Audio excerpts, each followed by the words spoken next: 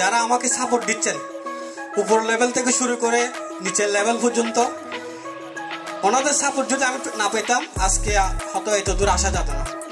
Yamaha আসলে 2016 সাল থেকে বাংলাদেশে অফিসিয়ালি এসিআই মোটরসের সঙ্গে বিজনেস শুরু করে। তো আমরা যতটা কাস্টমার সেন্ট্রিক জার্নি এই দীর্ঘদিনে করে আসছি, ততটাই আমরা সার্ভিসেও কেয়ারফুল। সো এত Yamaha user, Yamaha rider, Yamaha lover, আমরা এটাও বলতে পারি ইয়ামাহা ফ্যানাটিক, সবাই যে একসঙ্গে হয়েছে, সবাইকে দেখে আসলেই ভালো লাগছে। বিপ্লব ভাই এবং শোয়েব ভাই এবং আমাদের অমিত ভাই, যাদের কথা না বললেই নয়, যাদের লিডারশিপ নেতৃত্বের কারণে যে আজকে আমাদের এত বড় একটা কমিউনিটি আমরা বিল্ড আপ করতে পেরেছি এবং এটা আমরা রান করতে পারছি। এবং আমরা চাই যে ইয়ামাহা রাইডার্স ক্লাব, যেটা চিটাগং আপনারা নেতৃত্ব দিচ্ছেন, এটা যেন সব সময় যেন উপরের সারিতে থাকে।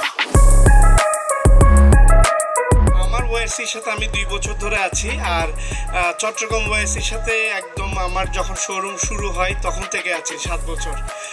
7 বছরে অনেকগুলা ভাই পাইছি, অনেকগুলা ভাইয়ের সাথে আমার খুব ভালো রিলেশন হয়েছে, যারা আসলে এই ক্লাবটাকে এত দূরে নিয়ে আসছে। আমার এই চিটাং ওয়াইসি এবং আমার মুরাদপুর, আমরা চিটাংকে লিড দিয়ে যাচ্ছি। আসলে ওয়াইসি না থাকলে আমরা যে এই এনজয়গুলো করতে পারতাম না, বাইক বিক্রি করে শুধু ঘরে চলে যেতাম। আমাদের হচ্ছে ওয়াইসি চট্টগ্রামে 7 বছর এবং আমাদের চট্টগ্রামে আরেকটি ব্রাঞ্চ আছে মুরাদপুর, যেটি মি মোটরসের আন্ডারে। ওই ওয়াইসি মুরাদপুরের 2 বছর পূর্তি, তো ওনাদের জন্য অনেক শুভকামনা রইল। আমরা চাই যে এভাবেই এগিয়ে যাক। 7 বছরের জায়গায় এটা মনে করেন যে 70 বছর হবে, 2 বছরের জায়গায় এটা 200 বছর হবে। তো আমরা আসলে এটা ভীষণ অনেক বড়। বাংলাদেশে আপনারা যদি বলেন, বাংলাদেশের এই আজকের দিনে সবচেয়ে বড় কমিউনিটি হলো ওয়াইসি।